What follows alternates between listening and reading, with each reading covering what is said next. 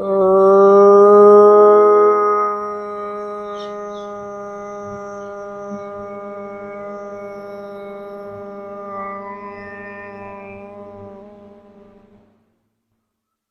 से श्वास गहरा भरें।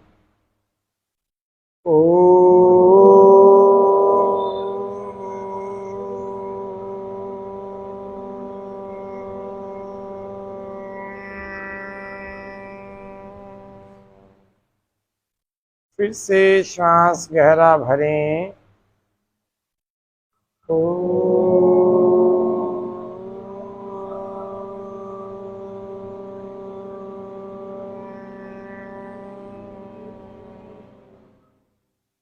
सहनावतु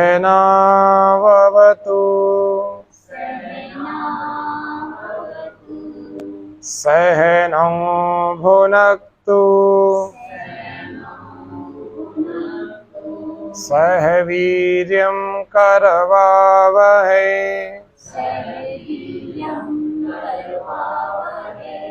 तेजस्विनावधीतमस्तु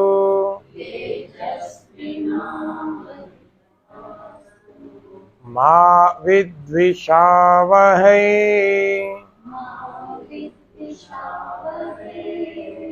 ओम नमो ब्रह्मणे नमस्ते वायु त्वमेव प्रत्यक्षं ब्रह्मासि त्वामेव प्रत्यक्षं ब्रह्म वदिष्यामि ऋतं वदिष्यामि सत्यं वदिष्यामि तन्मामवतु तद्वक्तारमवतु अवतु माम् अवतु वक्तारम्। ओम स्वस्ति स्वस्ति स्वस्ति।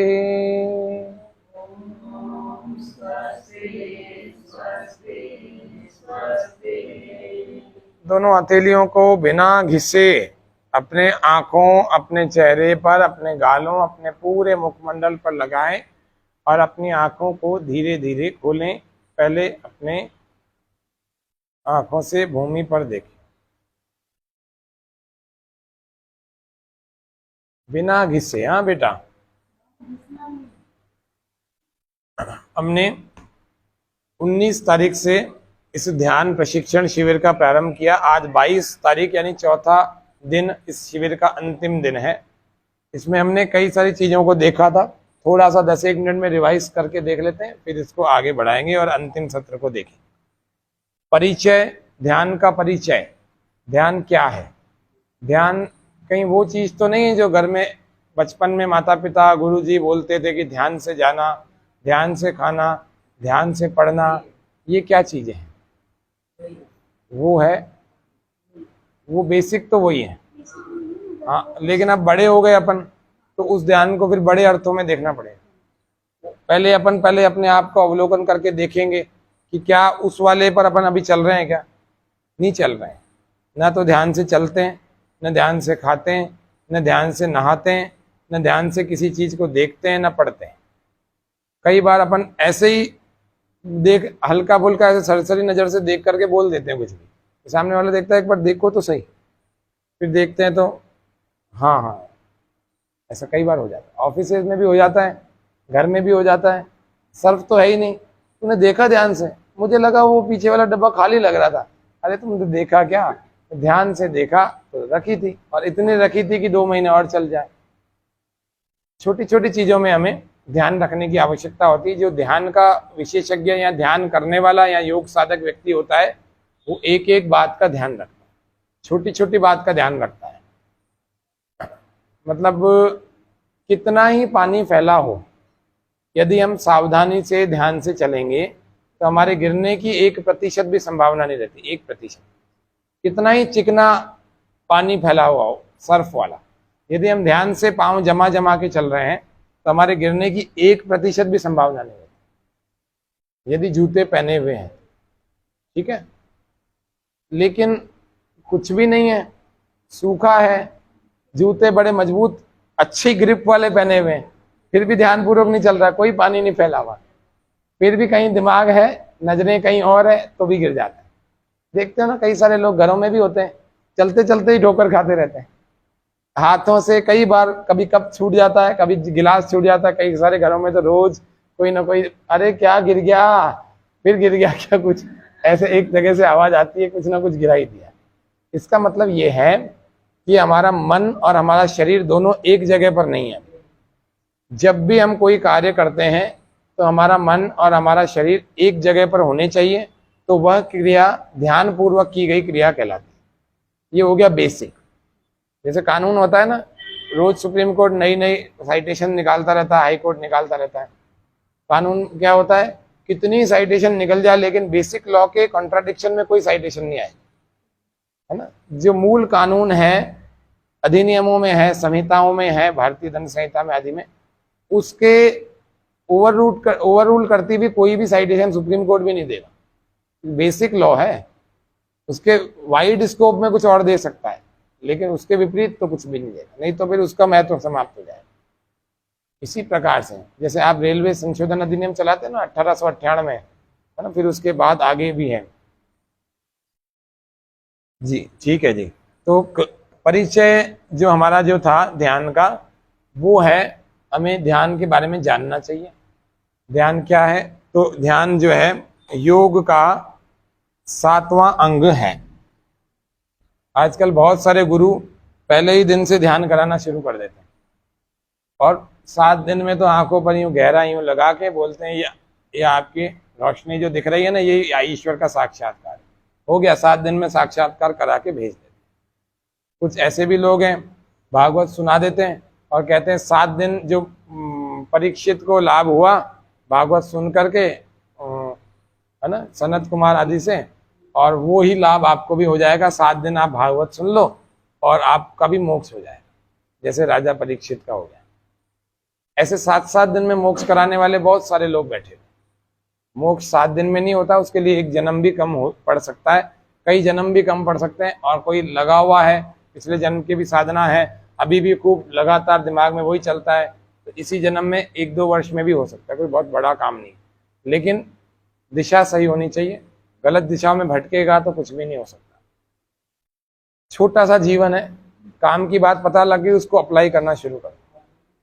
जब काम की बात पता नहीं थी, उसमें भी तो दिमाग लगा रहे थे, अब पता लग गई। योग दर्शन महर्षि पतंजलि जी द्वारा कुल मिला के 4 पाद हैं, 4 चैप्टर्स हैं, 195 सूत्र हैं ओनली। मोक्ष प्राप्ति के लिए केवल उन 195 सूत्रों को, 195 सूत्रों को ठीक ढंग से जान लेवे, उन पर प्रैक्टिकली अप्लाई कर लेवे, मुक्ति मिल सकती है, इसी जन्म में मिल सकती है। दोबारा कभी जन्म ही नहीं होगा। ये कितने वर्षों तक नहीं होगा? 32 नील 31 नील सालों तक नहीं होगा। और नील बहुत बड़ी इकाई होती है, पद्म और अरब और शंख से भी ज्यादा बड़ी इकाई होती है। आज हम ऑरा क्लीनिंग सिखाने वाले हैं, ऑरा को कैसे क्लीन किया जाए। वो बहुत महत्वपूर्ण क्रिया होती है, वो आप आज ही जाके करोगे अपने घर वालों पर, या किसी दूर देश में बैठा हुआ व्यक्ति बीमार है उस पर करोगे तो उस पर आज ही फायदा हो जाएगा। सुबह ही कल आपको फोन करके बता देगा। ये बड़ी जोरदार क्रिया कर दी आप।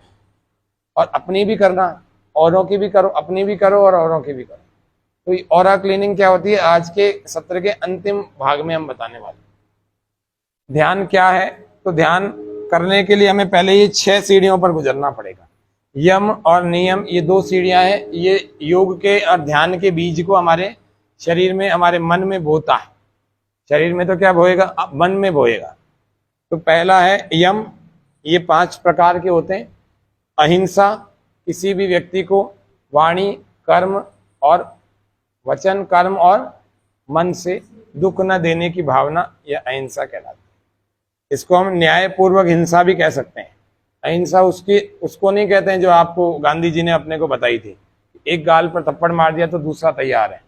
तो आजकल तो ऐसे हैं कि वो घूसा भी मार देंगे, दूसरे पे भी थप्पड़ मार देंगे। अहिंसा को हमें बुद्धिमत्ता पूर्वक समझने की आवश्यकता है। एक जैसा व्यक्ति करेगा उसके लिए यथा योग्य व्यवहार तैयार है, ठीक है। ऐसा रखोगे तब तो योग के मार्ग में आगे बढ़ पाए। ऐसा रहोगे तो एक मारा जी दूसरा भी मारा, हमें हाथ नहीं उठाना, हमें अपना कर्म नहीं बनाना, तो भैया वो तो मर्डर भी करके चले जाते हैं। आजकल वो जमाना, आजकल क्या पहले भी नहीं था। पहले भी ऋषि लोग जो होते थे ना, साधना पूरी जानते थे, शास्त्र जानते थे पूरा, लेकिन शस्त्र भी जानते थे और अपने ब्रह्मचारियों को सिखाते थे। हमने भी शास्त्र पढ़ा, गुरुकुल में कुछ समय और शस्त्र भी सीखे, लाठी भाला और तलवार तक चलाना सीखिए, क्योंकि जब आत्मरक्षा की बात आएगी तो उसके लिए भी तैयार है। कोई शस्त्र नहीं है तो हाथ भी इतने तैयार कर रखे हैं कि एक बार तो व्यक्ति सोच में पड़ जाए भी किसी का कुछ पड़ा, और एक क्या तीन चार लोग सोच में पड़ जाए कि तीनों चारों को कैसे धकेल दिया। ये ऐसा शस्त्र के लिए भी व्यक्ति तैयार होना चाहिए, अपने हाथ में इतनी तैयारी होनी चाहिए। कैसा दिखता है व्यक्ति ये इंपॉर्टेंट नहीं है, उसका अंदर से व्यक्तित्व कैसा है वो इंपॉर्टेंट है। आत्मविश्वास होता है ना, वो बल पैदा करता है। वो आत्मविश्वास ही, चीन के लोगों को देखो, जापान के लोगों को देखो, उनकी फिल्में बनती है ना, कैसे पतले दुबले होते हैं, लेकिन जब ऐसी वो देते हैं ना, केवल वायु के वेग से दूर तक धकेल देते हैं। कुछ फिल्में भी बनाई, हालांकि पूरी तो सच नहीं है, लेकिन उसमें ट्रेलर ये दिखाया है कि ऐसा भी हो सकता है, होता है। प्राकृतिक शक्तियों को व्यक्ति अपने अंदर इतना बढ़ा सकता है कि यहाँ से अगर मैं यहाँ से भारती जी को हल्का सा यूं प्रेशर दूं ना, अगर एक विधि पूर्वक, तो ये वहां तक जा सकती है पूरा, और पीछे वाले को धकेल कर जा सकते हैं। इतना पावर आ जाती है केवल बिना टच किए, ये स्थिति हो जाती है। वो एक कौन सा ब्रूस ली था ना शायद, हाँ, वो तो वास्तव में ओरिजिनल था, उसके पास तो गॉड गिफ्टेड पावर्स थे, उसको मार भी दिया गया था इसी वजह से। परिचय, तो ध्यान, यम और नियम, तो अहिंसा का पालन जो करेगा उसके आसपास रहने वाले लोग भी अहिंसक हो जाएंगे। ऋषियों के आश्रमों में क्या होता था, एक ही तालाब पर हिरण और उसी तालाब पर शेर पानी पिया करते थे, और एक दूसरे को कोई नुकसान नहीं पहुंचाते थे। बाहर जाते थे जंगल में, फिर अहिंसक हो जाते थे। यहाँ अहिंसक हो जाए, क्योंकि ऋषि लोग बहुत अहिंसा का पालन करते थे, अच्छे ढंग से पालन। ठीक है, तो सत्य, जैसा कहा, जैसा देखा, जैसा अंतर मन में हमारे है, उसको वैसा वैसा ही वर्णन करना और वैसा वैसा ही जीना। मुझे पता लग गया कि 4 बजे उठना योगियों का समय होता है, 3 बजे उठना योगियों का समय होता है। अब ये सत्य पता लग गया ना, मैं योगी बनना चाहता हूं तो मैं रोज 3 बजे उठ जाऊंगा, नहीं बनना चाहता हूं तो फिर मैं सत्य का पालन नहीं कर रहा हूं, क्योंकि मेरा उद्देश्य तो योगी बनना है। तो फिर योगियों के समय में उठना भी पड़ेगा, है ना। 3 प्रकार के स्नान बताते हैं पुराण, मार्कंडेय पुराण बताता है, पद्म पुराण बताता है, शायद पुराण में भी बड़ी अच्छी अच्छी बातें लिखी हुई हैं, है ना। क्या बताते हैं, एक तो है ऋषि स्नान, सुबह 4 बजे, 4:30 बजे, 5 बजे तक एक स्नान किया जाए तो उसको ऋषि स्नान कहते हैं, ब्रह्म मुहूर्त में, अमृत वेला में। दूसरा है देव स्नान। देव स्नान यानी सुबह सूर्योदय से पहले, 7, पौने 7, 6:30 बजे तक सूर्योदय हो जाए, इससे पहले पहले कोई स्नान कर ले, 5 के बाद 6:30 से पहले, उसको कहते हैं देव स्नान। फिर तीसरा है मानव स्नान, सूर्योदय तक तो कर ले, सूर्योदय हो रहा है भैया तब तो कर ले, ऊपर जाके अर्घ चढ़ा दे। और चौथा, सूर्योदय के बाद भी सोता रहे और भला आदमी कभी भी स्नान कर ले, कभी भी मतलब 8, 9, 10, 11, उसको कहते हैं राक्षस स्नान, 12 बजे तक राक्षस स्नान।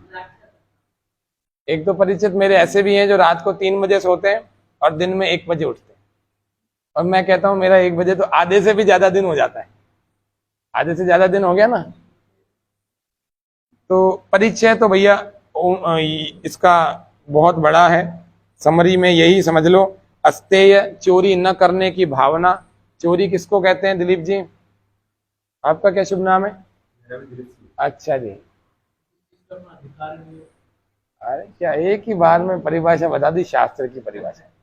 अनधिकार चेष्टा, जिस चीज पर अपना अधिकार नहीं है वह वस्तु प्राप्त कर लेना चोरी कहलाता है। ठीक है, उसमें आपको भंडारों का भोजन भी बताया था। ठीक है, भंडारों का भोजन कई सारे लोग करते हैं, करो तो फिर उतना दान दे के आ जाओ तो पाप नहीं लगेगा, नहीं तो चोरी है, और चोरी का पाप हो ही रहा है अपने पास। हाँ जी बिल्कुल है, 100% पाप कोष बढ़ता जा रहा है। अपना अधिकार थोड़ी है उस पर, बिल्कुल वंचितों का अधिकार है, अपने लिए थोड़ी भंडारा होता है। आप जाओ तो 1 कण लेके आओगे तब तक तो ठीक है, प्रसाद की तरह। अपन जाके 8-8 लोग, चलो जी आज खाना नहीं बनाना पड़ेगा, अपन बैठो, अपने भंडार घर में भरे हुए हैं और दूसरे के भंडारे में खा रहे हैं, भगवान वाले भंडारे में। यहाँ तो भैया फिर उसके दान पेटी में उतना भोजन 100 रुपए 200 रुपए जितना आपको लगता है उतने लोगों के हिसाब से डाल के आओ, नहीं तो फिर चोरी है, पक्की बात। अपन चोरी कर रहे हैं ये मान के चलना। अब यहाँ बैठे हुए में कोई भी ऐसा नहीं कह सकता कि हमने चोरी नहीं करी है, की तो कभी ना कभी तो है ही। अनधिकार चेष्टा, ब्रह्मचर्य, अपने ब्रह्मचर्य के 3 अर्थ बताए थे। अपने ब्रह्म का मतलब होता है परमात्मा, परमात्मा के ही चिंतन में व्यक्ति रमण करे, लेकिन वो कैसे करे, पहले परमात्मा के बारे में पता तो होना चाहिए ना। अभी तो किसी को भी परमात्मा बोल देता है, किसी को भी ईश्वर बोल देता है। कोई बाबा जी में ज्यादा श्रद्धा हो गई तो बाबा जी को ही भगवान बना दिया, और एक आध श्लोक और बोल दिए, गुरु गोविंद दो खड़े काके लागू पाओ बलिहारी गुरु आपने गोविंद, ये भी बनाया हुआ श्लोक है, शास्त्र में कहीं नहीं है। दूसरा है, कौन सा है, गुरुर ब्रह्मा गुरुर विष्णु गुरुर देवो महेश्वरा, है ना। ये तो कबीर जी ने वो वाला बोला था, गुरु गोविंद दो खड़े, उन्होंने पर्टिकुलर एक कंटेक्स्ट में बोला था, बस उतना उतना। उसको तो लोग गुरुओं ने तो अपने ऊपर ऐसा घटित कर दिया कि बस मेरे से ज्यादा बड़ा कोई नहीं। ऐसा नहीं है, ईश्वर का एहसान अपना है, गुरु का केवल इशारा करने का है। वो तो अपने से दूर ही नहीं जाने देते चेलों, तो मेरे ही बने रहो, तुम कितने ही पाप कर लो, मेरे को बस दान दे जाओ, तुम्हारे पाप मैं अपने ऊपर ले लूंगा। अपने पाप तो झेलने की ताकत है नहीं, दूसरों के पाप अपने ऊपर लेंगे। तो ऐसे भी बहुत सारे पाखंडी गुरु होते हैं, तो इनसे हमें बच के रहना चाहिए। नहीं नहीं, फालतू के गुरु लोगों ने बनाया है अपना खुद का, गुरुर ब्रह्मा गुरुर विष्णु गुरुर देव। अरे भैया, गुरु ब्रह्मा भी, ये जितने हैं ना, ये सारे गुरु हैं, और इनसे भी ज्यादा बड़ा गुरु तो मैं हूं, तुम्हारे सामने बैठा, तो पर ब्रह्म हूं मैं, तो परमात्मा हूं। तो मेरी ही पूजा करो, तस्मै श्री गुरुवे नमः, मेरी ही पूजा करनी है आपको। तो ये ऐसा बना रखा है, तो थोड़ा सा बच के रहना चाहिए, क्योंकि पता नहीं कौन सा गुरु कब धोखा दे जाए। क्योंकि जब किसी में आप विश्वास करते हैं ना, तो पूरा विश्वास करते हैं। यहाँ आ जाओ जी, संगीता जी। जब किसी में अपन विश्वास करते हैं ना, और थोड़ा सा हल्का सा उसमें थोड़ी सी कमी देख ली ना, तो आप अपने मार्ग से भी भटक जाते हैं। अरे भैया, वो तो सही रास्ता बता के गया था ना, आप अपने वो निकल गया, कोई बात नहीं, गलत रास्ते पे चल रहा है, गुरु जी चल रहे हैं गलत रास्ते पे, आप तो सही रास्ते पे चलो ना। लेकिन होता क्या है, श्रद्धा गुरु जी से हट जाती है, तो व्यक्ति उस मार्ग को भी छोड़ देता है। उस मार्ग का मतलब जो अध्यात्म का मार्ग उन्होंने बता दिया। तो मेरा ये कहने का मतलब है, इसीलिए निराकार परमेश्वर में हमारी श्रद्धा विश्वास होना चाहिए। ये पुतलों, मिट्टी से बने हुए पुतलों को भगवान नहीं मानना चाहिए। मान लेते हैं जो लोग, वो बहुत सारा उनकी आस्था, जो राम राय मंदिर चला गया, कितनों की आस्था चली गई, खराब हो गई है। आसाराम चला गया, उसका बेटा नारायण साईं चला गया, ऐसे 225 लोग चले गए, 225। ये तो 3-5 के नाम बता। नित्यानंद चला गया, हाँ, उसका तो बड़ा खतरनाक काम है। तो मैं ये कह रहा हूँ, ऐसे बहुत सारे लोग थे। हाँ, रामपाल चला गया, तो कितने सारे लोगों की श्रद्धा खराब हो गई। तो कुछ लोग, उनमें से 5% लोग ऐसे भी होंगे जिनकी श्रद्धा बिगड़ गई ना, वो ईसाइयों में चले गए, कोई मुसलमान में चले गए, तो उनको लगा ये तो सब गड़बड़ है। तो ऐसा नहीं है, अपनी स्वयं की बुद्धि का दोष है हमारा। हम अगर सही नहीं मान रहे हैं तो हम किसको वो करेंगे। मिट्टी से बने पुतले गलतियां करते ही हैं, ये बात मान के चलिए। कोई कितनी बड़ी घोषणा कर देवे, करते ही करते हैं। आज नहीं करेंगे, कल कर देंगे, और नहीं तो कोई बात नहीं भी करेंगे तो अच्छी बात है। लेकिन अपने को तो मार्ग ईश्वर का प्रशस्त कर दिया, अपन तो उस पर चलते रहो ना, अपन उसको क्यों भगवान मान रहे हैं। आवाज आ रही है पीछे तक। अस्ते यानी चोरी न करना, ब्रह्मचर्य यानी ब्रह्म का मतलब ईश्वर में ही आचरण करना, ईश्वर का ही के बारे में चिंतन करना, मनन करना, सोचना, उसको प्राप्त करने की इच्छा करना, उसके बारे में बहुत सारी जानकारी करना, उसी का ध्यान करना, उसी में सारा दिन रमण करना, भोजन बनाते समय ईश्वर के बारे में सोचना, उसी के गुण कर्म स्वभावों के बारे में सोचना, बर्तन मांजते हुए भी उसके बारे में सोचना, स्नान करते हुए भी उसके बारे में सोचना, इसको कहते हैं ब्रह्मचर्य। इससे मन पवित्र रहता है, इससे शरीर पवित्र रहता है, इससे आत्मा पवित्र रहती है, इससे बुद्धि पवित्र रहती है। ये ब्रह्मचर्य का लाभ होता है। दूसरा, ब्रह्म का मतलब होता है विद्या। विद्यार्थी जो ब्रह्म की जो विद्या ग्रहण करते हैं उनको भी ब्रह्मचारी कहते हैं। गुरुकुल में रहते हैं ना, किसी को समस्या हो तो पांव सीधे कर लेना, आराम से बैठ जाना, ज्यादा कष्ट मत लेना।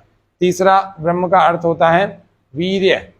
पुरुषों के रिप्रोडक्टिव सिस्टम में एक बहुत महत्वपूर्ण चीज रहती है, उसको हम वीर्य कहते हैं। स्त्रियों के रिप्रोडक्टिव सिस्टम में भी एक चीज रहती है। इन दोनों के मिलने से ही संतान बनती है। एक नए मनुष्य का, नए स्पीशी का जन्म होता है। वो शरीर का अंतिम तत्व होता है और शरीर का सबसे मूल्यवान तत्व होता है और सबसे कीमती तत्व होता है। अगर आपसे पूछा जाए ना शरीर में सबसे कीमती क्या है, आप क्या बोलोगे? बुद्धि है, कोई बोलेगा आंखें हैं जी। सबसे कीमती तत्व वीर्य है। उसी की वजह से वाइटल फोर्स है, उसी की वजह से हम अभी ऐसे सीधे होकर बैठे हुए हैं। ये कम होता जाएगा, जवान आदमी ये झुकता जाएगा। ये कम होता जाएगा, जवान आदमी की आंखें चढ़ती जाएंगी या झुकती जाएंगी। उसके जवान आदमी की हड्डियों में से ताकत निकलने लग जाएगी। जवान आदमी की तेजस्विता खत्म हो जाएगी चेहरे से, सब निस्तेज हो जाएगा चेहरा, झुर्रियां पड़ने लग जाएंगी, जवानी में बाल जड़ने लग जाएंगे और ऐसे जड़ जाएंगे गंजा हो जाएगा। 20-30 साल का व्यक्ति बूढ़ा दिखने लगेगा, 30-35-40 साल का व्यक्ति बूढ़ा दिखने लगेगा, 70-80 साल, जितना कम होता चला जाएगा ये तत्व। इसीलिए जितना अधिक हमारे ये शरीर में सुरक्षित है, शास्त्र में तो कहते हैं कि इसको तो शरीर से तब बाहर निकलना चाहिए जब संतान उत्पन्न करनी हो, अन्यथा ये शरीर में रहना चाहिए, क्योंकि ब्रह्मचारी व्यक्ति के लिए ही योग जल्दी सिद्ध होता है। ठीक है, फिर भी अधिक से अधिक बचाने का प्रयास करना चाहिए ये शरीर में, और इसी को बचाने से हम ब्रह्मचर्य प्रतिष्ठायाम वीर्य लाभ है, ये कहते हैं शरीर में शक्ति बनी रहती है, शरीर में रोग कम लगते हैं, रोग नहीं लगते हैं, बल बना रहता है। जिसके शरीर में शक्ति है उसके शरीर में कमजोरी नहीं है, और कमजोरी का नाम ही दूसरा नाम है रोग। कमजोरी का दूसरा नाम रोग, या रोग का दूसरा नाम कमजोरी। तो जो व्यक्ति अंदर से शक्तिशाली है वो व्यक्ति रोगी नहीं हो सकता। तो शक्ति का दूसरा नाम है वीर्य, और वीर्य से ही शब्द बना है वीरता। ठीक है, वीर्य से क्या शब्द बना है? वीरता। तो ये बहुत महत्वपूर्ण चीज है, भले 4 नंबर पर है, लेकिन हमारे शरीर के लिए, मन के लिए, बुद्धि के लिए और स्वस्थ रहने के लिए सब जगह से हमारे लिए महत्वपूर्ण चीज, इसीलिए इसको हमें बचा के रखना चाहिए। 3 प्रकार के अर्थ हमने देख लिए ब्रह्मचर्य। ब्रह्मणी चरती थी ब्रह्मचर्य। चौथा 5वां है अपरिग्रह। अपरिग्रह का मतलब होता है अनावश्यक वस्तुओं का संग्रह नहीं करना चाहिए, हमारे अनावश्यक विचारों का संग्रह नहीं करना चाहिए। आवश्यकता की जितनी वस्तुएं हैं, जैसे दिलीप जी के घर में ये 4 प्राणी हैं, मान लेते हैं उदाहरण के लिए, मेरे को पता नहीं कितने, 4 प्राणी हैं, तो इन 4 प्राणियों के लिए 5 कमरों की आवश्यकता है, एक हॉल है, बस बहुत है। इनको फिर इतना ही रखना चाहिए, ज्यादा से ज्यादा 1 कमरा और एक्स्ट्रा रख लो, कोई गेस्ट आ गया 2 कमरे और एक्स्ट्रा रख लो, बस 7 कमरे से ज्यादा इनके घर में नहीं होना चाहिए, ये इनकी आवश्यकता की चीज है बस। अब इससे ज्यादा ये रख रहे हैं तो फिर परिग्रह कर रहे हैं, परिग्रह कर रहे हैं, इसका मतलब अपरिग्रह का पालन नहीं कर रहे हैं, तो फिर ध्यान में इनकी उन्नति उतनी नहीं हो सकती जितनी मेरी हो सकती, क्योंकि मैंने मेरी आवश्यकता जितनी वस्तुएं रखी हुई है ना। तो इसीलिए हमें आवश्यकता जितनी वस्तुएं रखनी चाहिए। बाकी आपके पास ज्यादा पैसा है, बैंक में जमा करा दो, कोई बात नहीं, आपका इनकम आती रहेगी और आपके अंदर आत्मबल बढ़ता रहे। महर्षि दयानंद जी भी कहते हैं कि अर्थ से आत्मबल बढ़ता है। जब धन आता है ना, धन का उपार्जन बहुत सारा करना चाहिए, ये नहीं कह रहे नहीं कमाना चाहिए, धन तो कमाना चाहिए। जितना धन अधिक होगा उतना आत्मबल बढ़ेगा, उतना आपको कल की चिंता कम सताएगी और उतना आपका ध्यान अच्छा होगा। ठीक है, तो ये हो गया अपरिग्रह, यानी जैसे जूतों का उदाहरण दिया, कल ड्रेसों का उदाहरण दिया, कपड़ों का, वस्तुओं का, लोगों का, और अनावश्यक विचारों का। आपको मतलब ही नहीं है किसी, अरे वो कल आया था, वो आपस में क्या बात कर रहे थे, ना उसका आपसे मतलब, ना उस दूसरे वाले का आपसे मतलब, आपके दिमाग लगा आधा घंटा, फिर उससे जाके पूछ लिया, अरे वो क्या बात कर रहे थे, तो तुम्हारे क्या मतलब नहीं, फिर भी बताओ, जानकारी तो होनी चाहिए। क्या जानकारी करके करोगे? संसार में जानकारियां इतनी, एक जन्म कम पड़ जाएगा। गूगल पर फालतू की जानकारियां लिखते रहते हैं, क्या कर रहे हो? जानकारी होनी चाहिए जी। तुम्हें क्या करना हवाई जहाज के इंजन की जानकारी करके, तुम्हें बनना है क्या उसका? नहीं, मेरे को जाना तो योग में ही, तो योग में जाना तो समाधि की जानकारी करो, परमात्मा की जानकारी करो, आत्मा के बारे में जानो। हवाई जहाज के इंजन के पुर्जों का क्या नाम याद करके करोगे? नहीं, किसी के सामने बोलते हैं ना तो लगता है बहुत नॉलेज है। आप अपने विषय की जानकारी कर लो, नॉलेज ही नॉलेज है। अच्छा, ध्यान में उन्नति कब हो सकती है? जब ध्यान के बारे में जानकारी होगी। त्रैतवाद का सिद्धांत बताया था। पहला बोलो, 3 तत्व होते हैं ना, अनादि और अनंत, जो कभी समाप्त नहीं होते, जिनका जन्म कभी नहीं हुआ। कौन से होते हैं? पहला ईश्वर, परमात्मा। दूसरा जीवात्मा यानी आत्मा। ठीक है, पहला परमात्मा, दूसरा जीवात्मा, और तीसरा प्रकृति।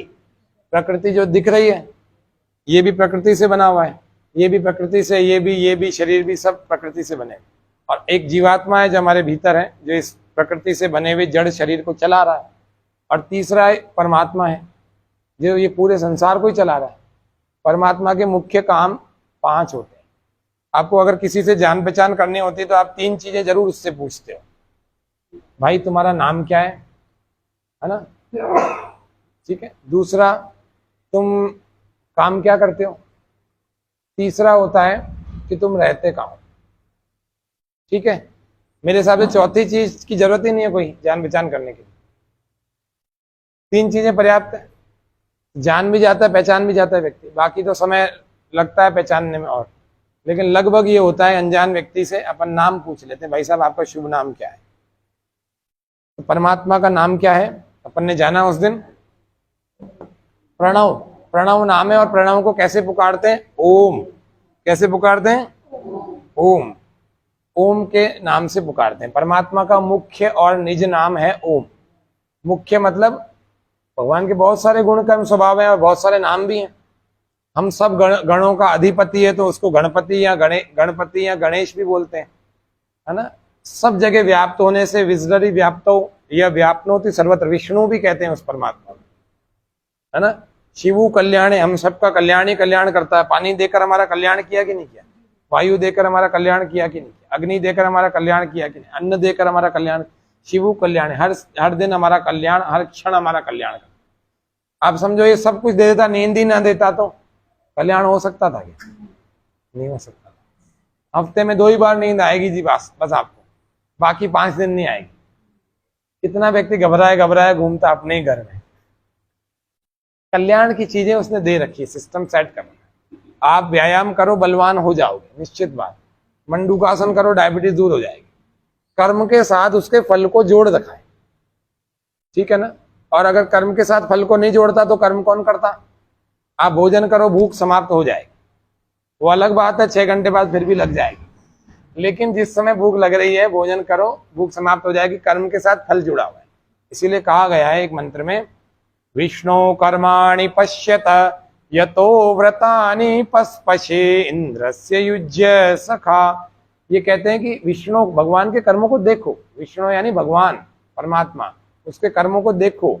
यतो व्रतानि पस्पशे, जैसे नियमों के साथ में उसने फल को जोड़ रखा है, वैसे ही उसके कर्मों के साथ जो भी आपकी ऋतुओं दिख रही है, ये सब अपने व्यवस्था से नियमों से चल रही है। और अगर ये नियम हटा दिए जाएं तो कुछ भी कभी भी हो जाएगा। अभी आपको बिल्कुल निश्चिंतता है कि शाम को 7 बजे के बाद अंधेरा होना, 8 बजे के बाद अंधेरा होना है और मुझे आराम मिलना है, ये तय बात है। अगर व्यवस्थापक नहीं होता तो कैसे काम चलता। भगवान दिख नहीं रहा तो भैया इसके काम तो दिख ही रहे, व्यवस्थाएं तो दिख रही है, नियम तो दिख ही रहे। हर 2-2 महीने में ऋतुएं बदल जाती हैं, अपने आप जमीन से फल फूल वनस्पतियां सब उगने ही लग जाती है अपने आप। ये नियम नहीं है क्या। इन नियमों के पीछे लगता है ना कोई तो कोई नियम करने वाला भी होगा, कोई ना कोई नियमों को पूरा करने वाला भी होगा, तो वो परमात्मा है। तो परमात्मा न तो कभी उत्पन्न हुआ है और न ही कभी अंत होगा। पहला है अनंत और अनादि तत्व। कौन सा पहला है, परमात्मा। दूसरा अनंत और अनादि तत्व है आत्मा, ये भी कभी उत्पन्न नहीं हुआ, ये भी कभी समाप्त नहीं हुआ। तीसरा अनंत और अनादि तत्व है प्रकृति, ये भी कभी उत्पन्न नहीं हुई और ये कभी समाप्त नहीं होगी। जब ये संसार में प्रलय आ जाएगी ना, तब ये सब चीजें इसके मूल मैटर में चले जाएंगे, रॉ मटेरियल में चले जाएंगे। तो रॉ मटेरियल का मतलब धूल मिट्टी पानी जल ऐसे हो जाएंगे सब। फिर वापस एक समय आएगा, फिर से प्रकृति बनने लगेगी, फिर ये वापस अपना आकार लेने लगेंगे। उससे व्यक्ति मेटल बनाएगा, अलग अलग धातुएं बनाएगा, किसी से प्लास्टिक, किसी से रबर, किसी से कुछ, किसी से कुछ। ये बनते बनते ऐसे मूल स्वरूप में बन जाएगा।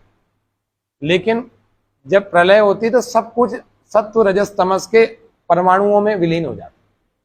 तो ये 3 त्रैतवाद का सिद्धांत उस दिन बताया था। अगर योग में करना है तो हमें 3 चीजों को मानना पड़ेगा, परमात्मा को, आत्मा को और तीसरा प्रकृति। प्रकृति क्या है, जड़ पदार्थ है। आत्मा क्या है, चेतन पदार्थ है। परमात्मा क्या है, चेतन पदार्थ। उस दिन सच्चिदानंद बताया था। सत का मतलब होता है होना। प्रकृति है कि नहीं है, क्योंकि जिसकी इतनी चर्चा हो रही है तो है तो सही, दिख ही रही है। पहाड़ों में दिख रही है, समुद्रों में दिख रही है, गद्दे में दिख रही है, शरीर में दिख रही है, सब प्रकृति के बनाए हुए कमाल है। तो प्रकृति है।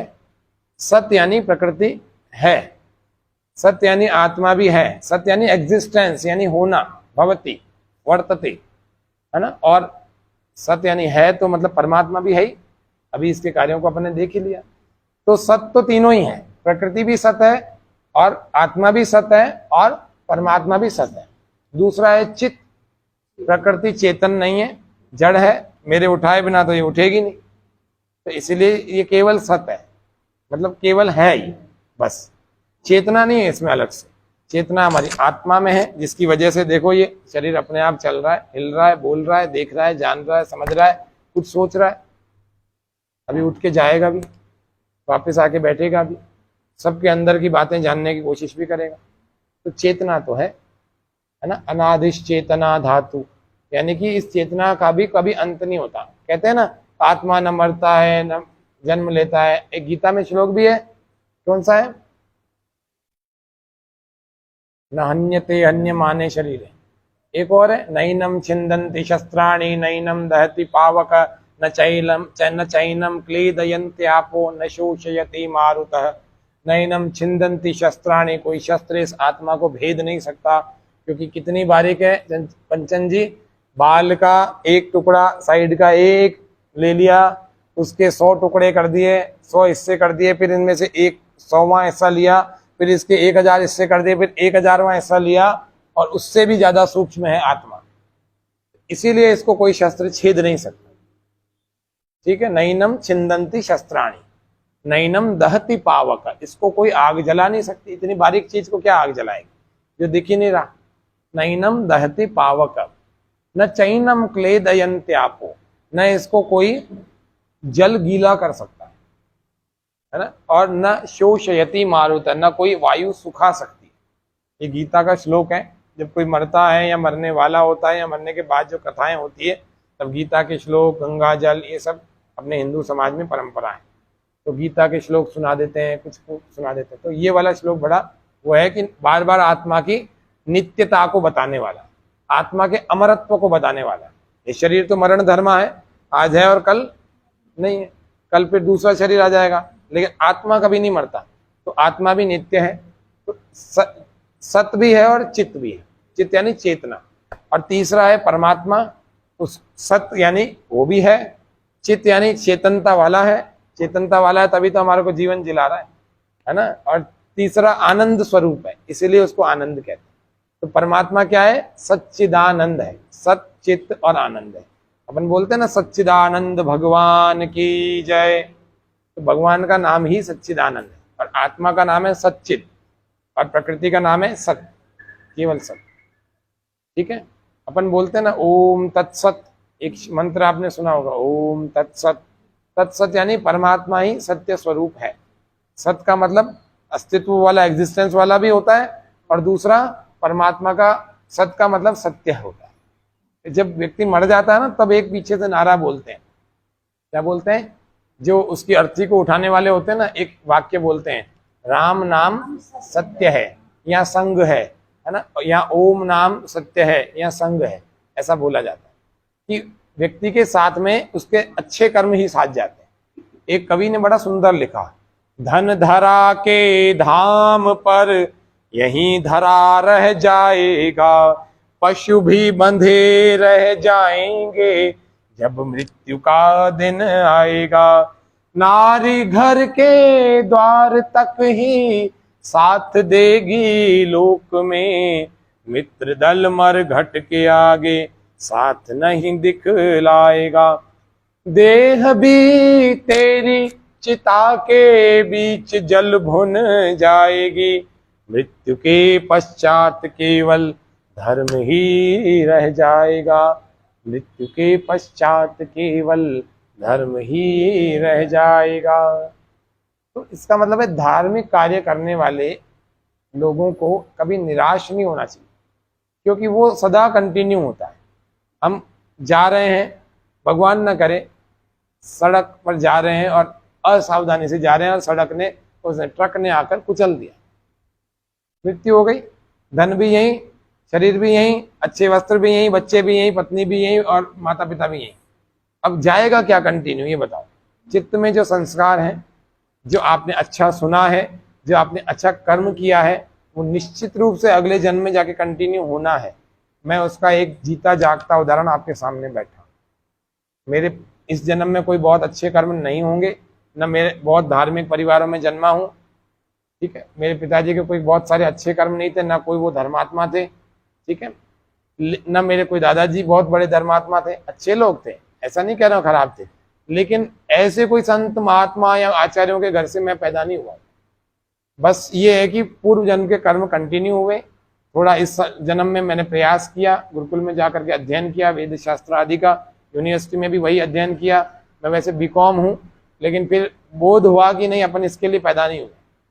वैश्य वर्ण से पैदा हुआ हूँ, वैश्य वर्ण समझते हो, व्यापारी समाज, उनसे पैदा हुआ हूँ, लेकिन मन में व्यापार नहीं घूमता, मन में धर्म घूमता है, संस्कृत घूमता है, योग घूमता है। क्यों? मैं जिसके लिए पैदा हुआ हूँ वही चीज़ मेरे घूमनी चाहिए। ये बहुत बाद में जाके अनुभव हुआ, पहले पता लग जाता तो 5 साल कॉमर्स में नहीं लगाते, कुछ और कर लेते। लेकिन अच्छा हुआ जवानी में पता लग गया, नहीं तो बड़ी होने के बाद पता लगता 50 साल के बाद, तो फिर पता नहीं, मुश्किल हो जाती। फिर बड़ा अफसोस होता है इस बात का कि मैं जिसके लिए पैदा हुआ था वो काम नहीं किया। अब मुझे इस बात की प्रसन्नता है कि मैं जिसके लिए पैदा हुआ हूँ वो काम कर रहा हूँ, और जितना मैंने सोचा था उससे भी ज़्यादा कर रहा हूँ, तो मेरे को ये प्रसन्नता है।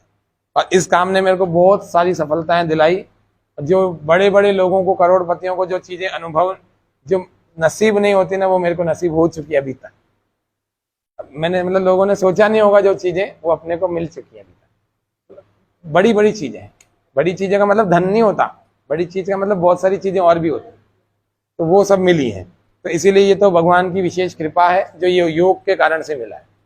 गर्मी हो रही है, क्या हो रहा है? गर्मी हो रही है, आपकी तरफ घुमा लो पंखा, यहाँ जगह बदल लो।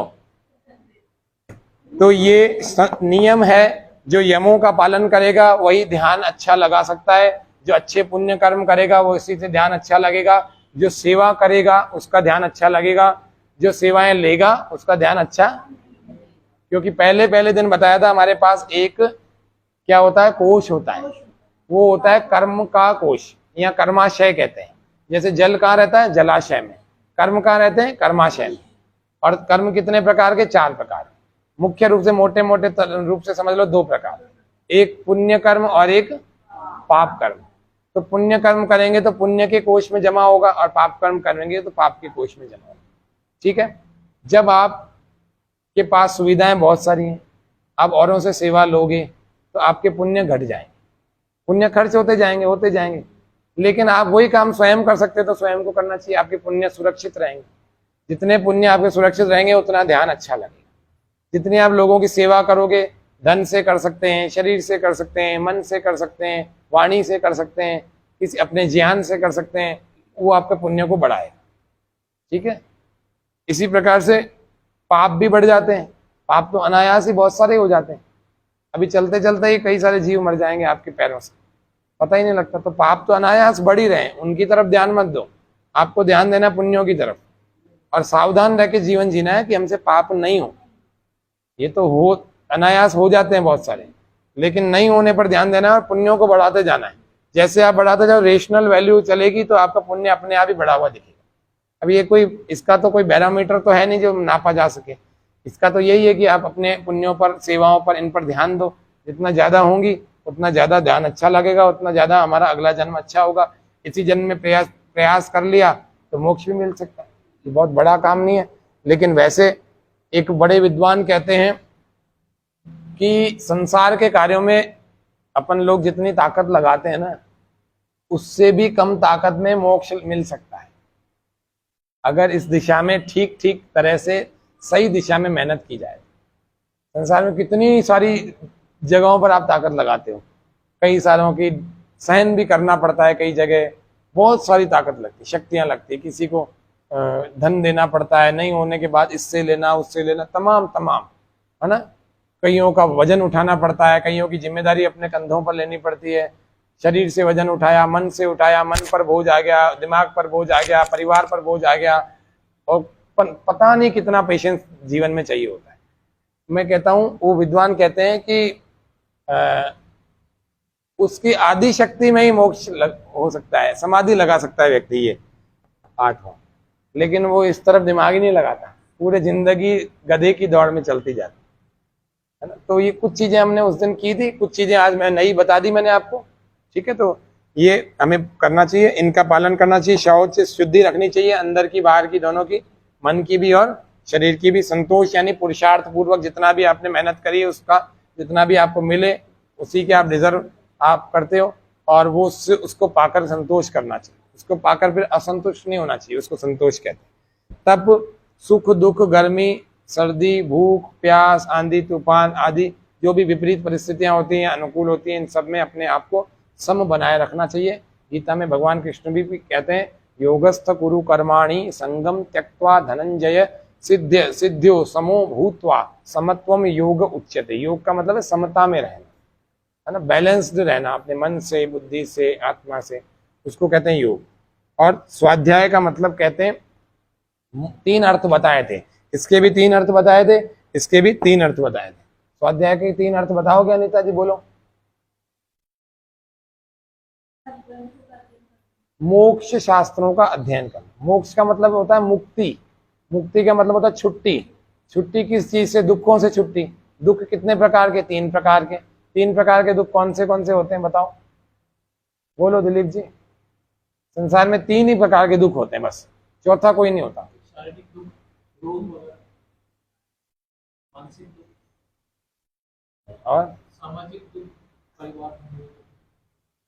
देखो बहुत अच्छी बात है, एक और देख लो, इसके 3 तरह से और देख लेते हैं ना। योग के ग्रंथों में कहा गया कि 3 प्रकार के दुख सबसे बड़े दुख हैं। इन्हीं से छूटने के लिए लोग, कोई हिमालय में जाके तपस्या कर रहा है, कोई हम लोग यहाँ शिविरों में बैठे हुए, कोई किसी 7-8-10 दिन के शिविर में जाता है, कोई शांति पाने कहीं जाता है, कोई कहीं जाता है। वो इन 3 प्रकार के दुखों से बचने के लिए जाता है। और कितने दिन के लिए बचने के लिए जाता है? हमेशा के, है ना। तो उसी को मोक्ष कहते हैं, उसी को मुक्ति कहते हैं। मोक्ष का मतलब छुट्टी। कैसे स्कूल की घंटी लगती है, बच्चे कैसे खुश होकर दौड़ते हैं, और इंटरवल की घंटी लगती है, कुछ भी चल रहा हो, कोई टीचर हो, परवाह नहीं है, तुरंत कॉपी लगाई और सर घंटी बज गई। ऐसे करते हैं। कितना ही डिसिप्लिन भी बच्चा होता है ना, उस समय तो उसका मन करता है कि एक बार तो घंटी लगी तो मैं भागूं, ऐसा होता ही है। तो क्योंकि चारों तरफ वही माहौल होता है, वो भाग रहे, मैं कैसे बैठा था, घंटी लगते ही कान में वो लगता है। तो वो छुट्टी का जो आनंद है ना, वो बड़ा जोरदार वाला है। उनको तो पता है थोड़ी देर की छुट्टी है, लेकिन अपने को ये पता नहीं है कि हमारे को कितनी बड़ी छुट्टी मिलने वाली है। तो बड़ी छुट्टी के लिए तो प्रयत्न बड़ा ही करना पड़ेगा।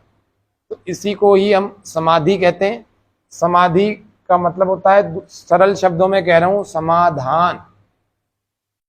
समाधि का सरल शब्दों में अर्थ क्या है? समाधान। क्योंकि समाधि को भी कुछ लोगों ने उल्टा पुल्टा व्यक्त कर दिया है। वो मिट्टी में 10-15 दिन बैठा हुआ है, गर्दन बाहर निकाल के साहब बाबा जी ने समाधि लगा रखी। दिस इज नॉट समाधि, ये गलत है, बिल्कुल गलत इंटरप्रिटेशन है। समाधि का मतलब 3 दुखों से मुक्ति, समाधान ही हो गया। योग का एक अर्थ क्या होता है? उपाय। योग का एक अर्थ क्या होता है? उपाय। उपाय किन चीजों का? कोई समस्या होगी उसी के तो उपाय की बात कर रहे हैं।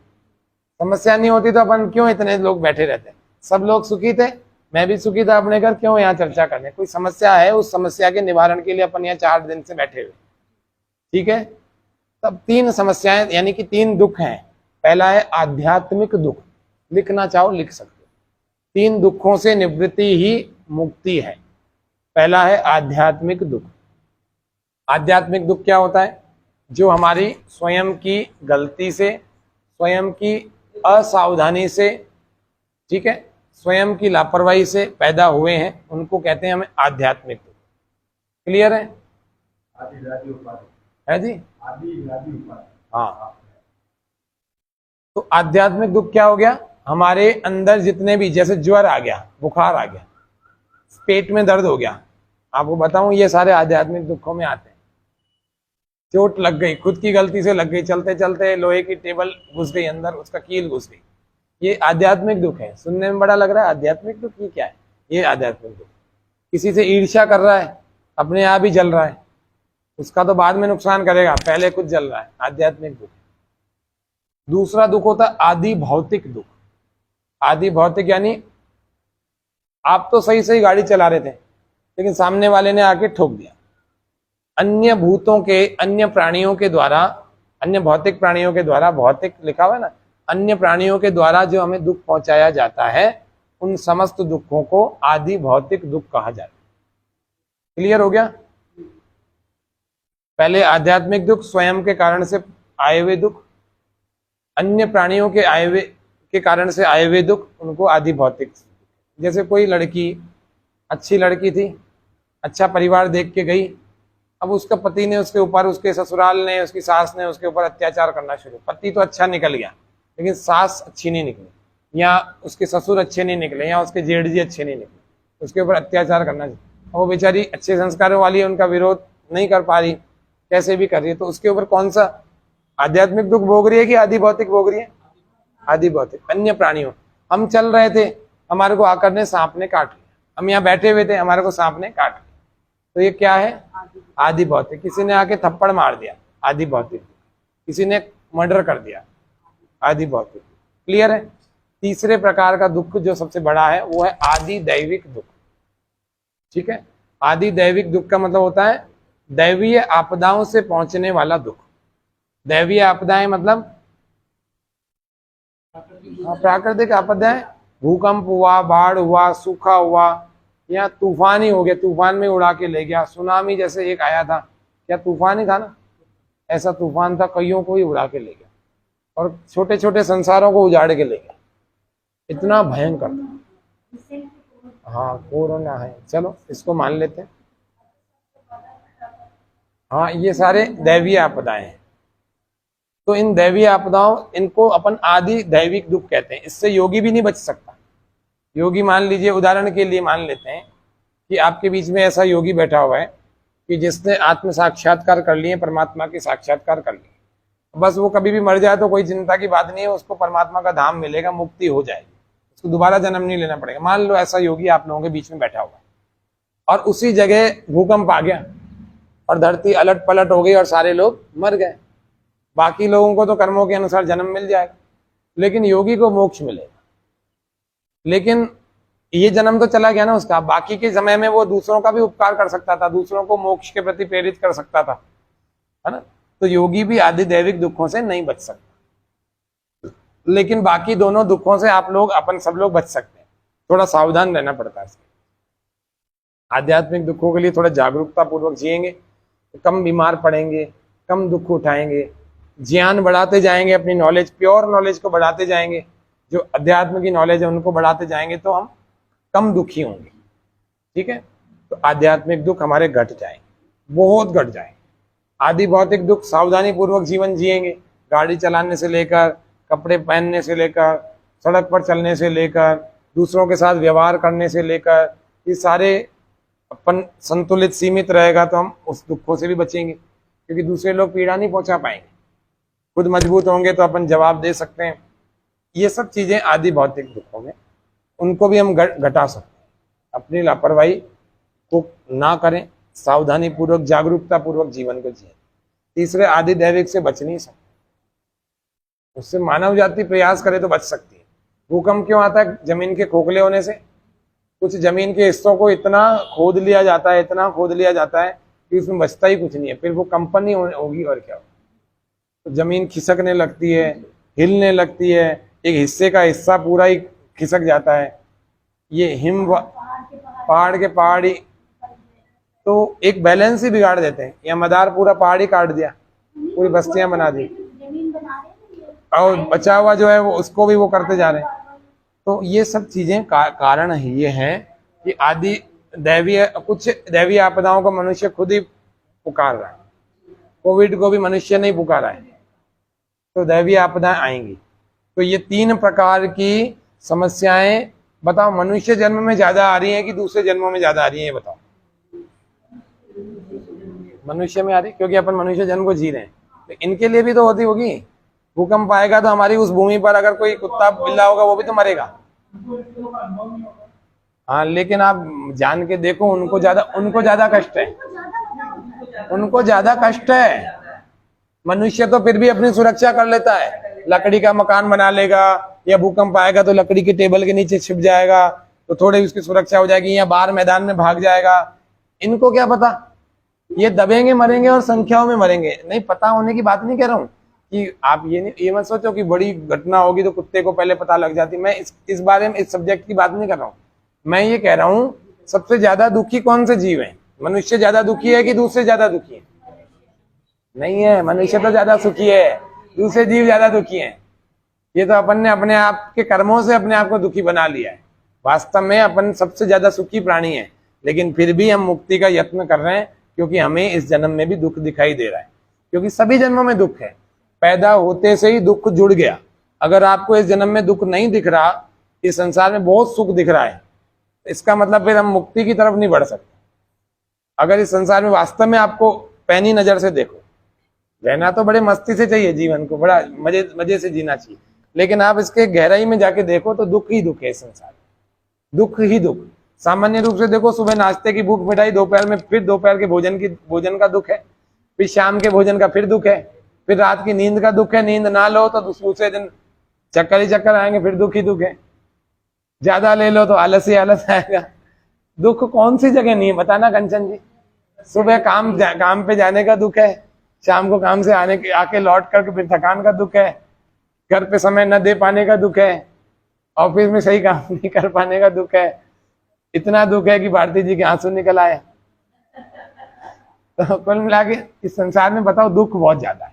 इन सभी दुखों का ही निराकरण करने के लिए, इन सभी दुखों का निराकरण करने के लिए ही योग का जो प्रतिपादन हुआ है, और इसी योग को हम करने से हम समस्त दुखों से, और योग का अंतिम उद्देश्य क्या है बोलो? समाधि। समाधि का दूसरा अर्थ क्या है? समाधान। तो समाधान करने के लिए ये सारे प्रक्रियाओं से गुजरना पड़ता है।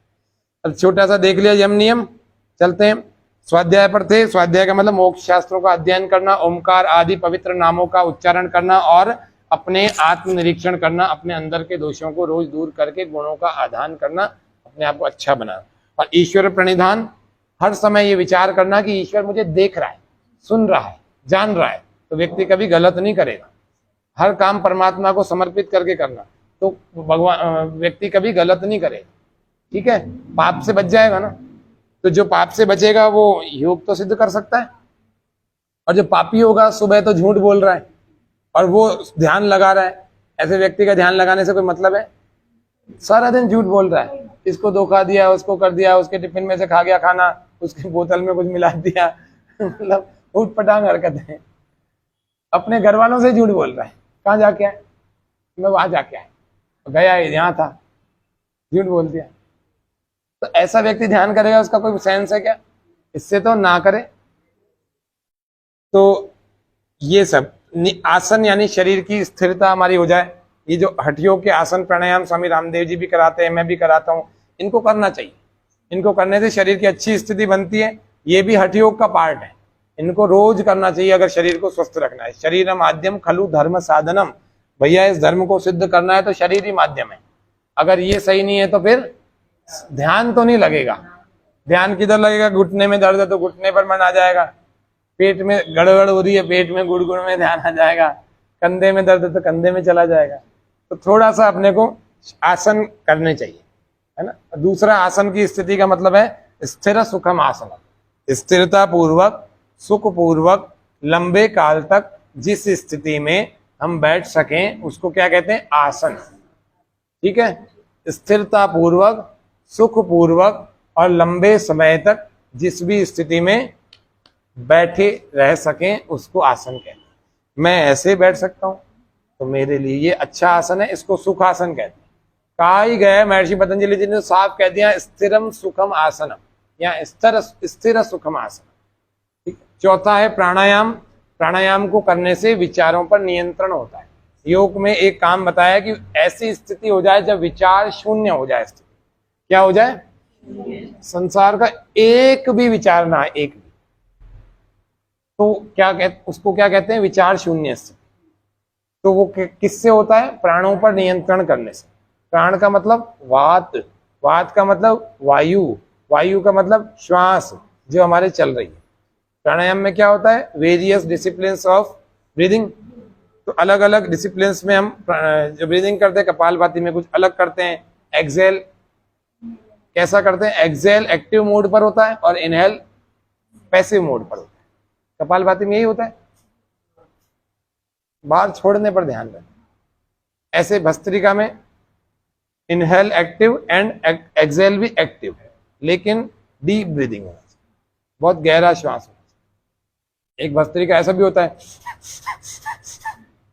ठीक है। ऐसे अलग अलग क्षमताओं वाले व्यक्ति अलग अलग भस्त्रिका का अभ्यास करें। प्राणों पर नियंत्रण लेकिन इनसे नहीं होता। लेकिन 4 प्रकार के प्राणायाम महर्षि पतंजलि जी ने बताए हैं, वो ही हमारी साधना में उपयोगी है। बाकी तो सारे हठयोग के हैं, शरीर में क्षमताएं बढ़ाते हैं, लेकिन ये यहाँ पर हमारे ध्यान लगाने में मदद करेंगे। 4 प्राणायाम। पहला है बाह्य प्राणायाम, श्वास को बाहर फेंक, इसमें लिखा हुआ है, श्वास को बाहर फेंक करके मलमूत्र के 2 इंद्रियों को अंदर खींच करके रोक कर रखें, उसको कहते हैं मूल बंद। पेट को अंदर चिपका कर रखें, उड्डयन बंद, और ठोड़ी को यहाँ लगा के रखें, इसको कहते हैं जालंधर बंद। ये तीनों जब तक हम रोक सकें, जब तक रोकें, जब तक घबराहट ना होने लगे तब तक रोकें। श्वास बाहर ही रुका रहेगा, तीनों बंद अंदर। पेट को पीठ से चिपकाने की कोशिश करेंगे ऐसे, और मलमूत्र की इंद्रियों को भीतर खींचने की कोशिश करें, खींच के रखें, और ठोड़ी को यहाँ कंठकूप से लगा के रोक के रखें। श्वास बाहर रुकेगा यानी बाह्य कुंभक होगा।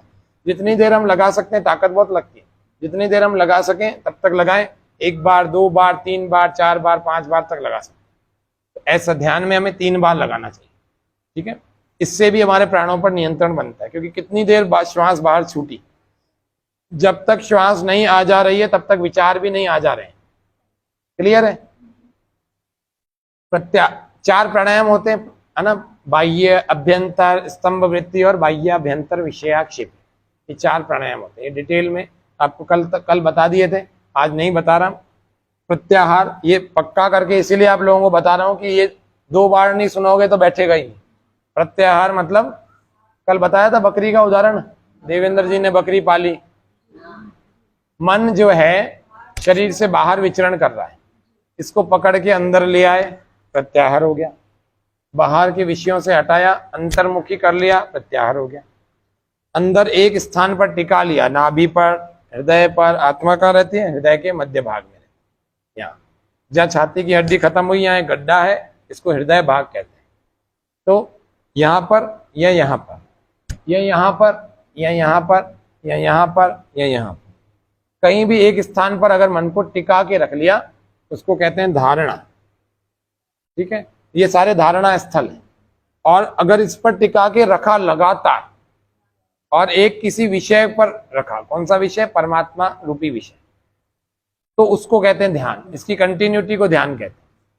और जब लगाने वाला अपना अस्तित्व भूल जाए, क्या विषय है वो भूल जाए, सब कुछ परमात्मा में विलीन हो जाए, वो है समाधि की स्थिति। ये बहुत बड़ी चीज है। अभी तो नहीं समझ में आएगी, अभी मैं समझा भी नहीं पाऊंगा, क्योंकि अभी आप सब लोग प्रारंभिक साधक हो। 4 दिन में तो प्रारंभिक साधक ही तैयार होते हैं। तो प्रारंभिक साधक तो ध्यान तक ही हो जाए, यही बड़ी बात है।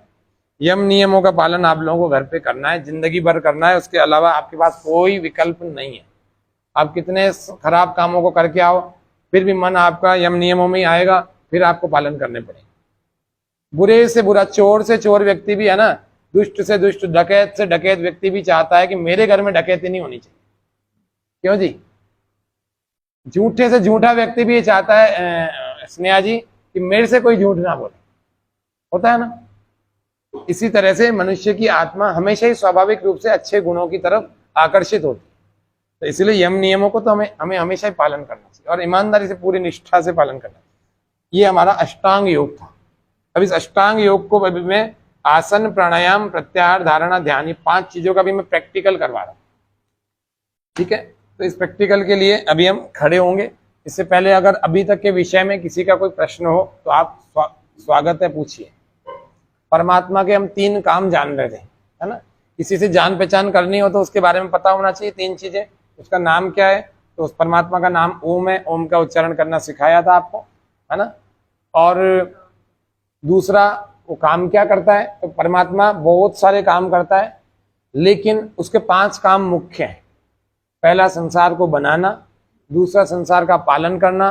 तीसरा, संसार जब रहने योग्य न हो जाए तो इसको प्रलय करके विनाश कर देना। और चौथा काम है मनुष्य के अच्छे और बुरे कर्मों का फल, सारे जीवों के, मनुष्य के सभी जीवों के अच्छे और बुरे कर्मों का फल देना। और 5वां जो मुख्य काम है वो है मनुष्य को जीवन जीने का ज्ञान देना, वेद का ज्ञान देना। नहीं तो ये कहां से आप पढ़ रहे हो?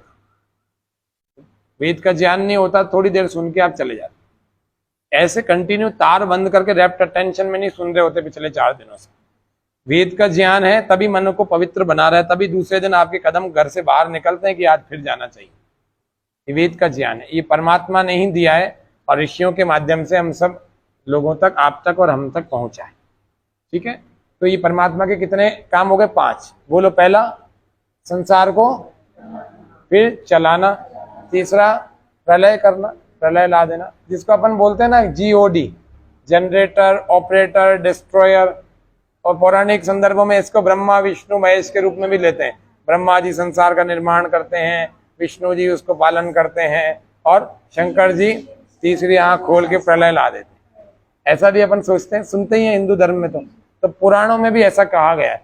तो वास्तव में परमात्मा तो एक ही है ना, वो ही ब्रह्मा का, ब्रह्मा उसको इसलिए कहते हैं कि वो बड़ा है, शंकर इसको इसलिए कहते हैं कि हमारा कल्याण करता है, और विष्णु उसको इसलिए कहते हैं कि सब जगह रहता है। ठीक है, तो ये उसके काम हो गए। तीसरा, वो रहता कहाँ है? तो ये आखिरी वाक्य में मैंने बोल दिया ना, वो विष्णु है, सब जगह रहता है। ऐसी सर्वव्यापक, विजलरी व्याप्त, ये संस्कृत में एक धातु है, इसका मतलब है सब जगह व्याप्त जो है वो केवल और केवल एक तत्व है इस संसार में, वो परमात्मा है।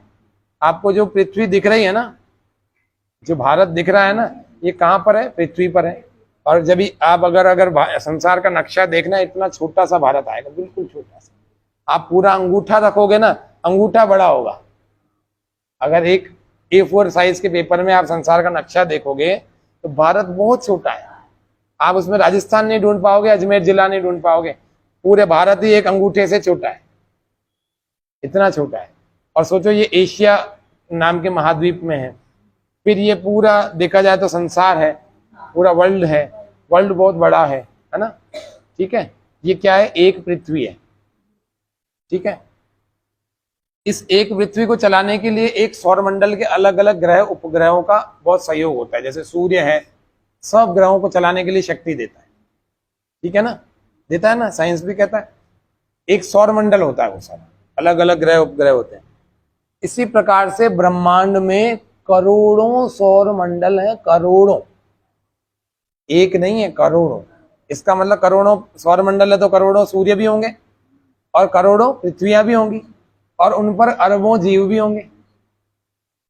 इसका मतलब ये ब्रह्मांड कितना विशाल है। तो भगवान की शक्ति कितनी ज्यादा है कि इतने सारे प्राणियों को उनके शुभ और अशुभ कर्मों का फल देता है और उनका हिसाब रखता है। गण संख्या ने, गण सारे गणों की संख्या का ध्यान रखता है और उनका यथोचित उपाय करता है और पूरा पूरा फल देता है। तो 5 कर्म हो गए। ठीक है, पहला संसार को बनाना, फिर संसार को चलाना, और तीसरा संसार जब रहने लायक ना हो तो उसका प्रलय करके उसको फिर से मूल तत्वों में, प्रकृति में विलीन कर देना, और चौथा मनुष्य को जीवन जीने का ज्ञान यानी वेद का ज्ञान देना ऋषियों के माध्यम से, और 5वां मनुष्य को या सारे ही जीवों को, समस्त जीवात्माओं को उनका अच्छे और बुरे कर्मों की, पाप और पुण्य कर्मों का फल देना। ये हो गया। और तीसरा है परमात्मा रहता कहाँ है? तो सब जगह रहता है। अच्छा, ध्यान में कौन उन्नति करेगा? जो परमात्मा का ध्यान करेगा। और परमात्मा का ध्यान कौन कर सकेगा? जिसको परमात्मा के बारे में कुछ नॉलेज होगी। और नॉलेज नहीं होगी तो वो आंखें बंद करके क्या करेगा? नॉलेज होगी तो आंखें बंद करेगा। परमात्मा सब जगह व्याप्त है, हमारे अच्छे बुरे कर्मों का फल देता है, अंदर ही अंदर सोचता रहेगा। इतना मैटर होगा तो कुछ तो याद आएगा, तभी तो ध्यान हो पाएगा। और ध्यान में होता ही यही है, ईश्वर के बारे में खाली सोचना होता है, उसकी महिमा का बहुत सारा स्तुत्य होता है, स्तुतियां होती हैं, निश्चित रूप से मन पवित्र हो जाता है और उसी के गुण कर्म स्वभाव हमारे अंदर घटने लगते हैं। और जब घटने लगते हैं तो हम भी अंदर से महान होने लगते हैं, हम भी अंदर से पवित्र होने लगते हैं, हमारे अंदर के दोष भी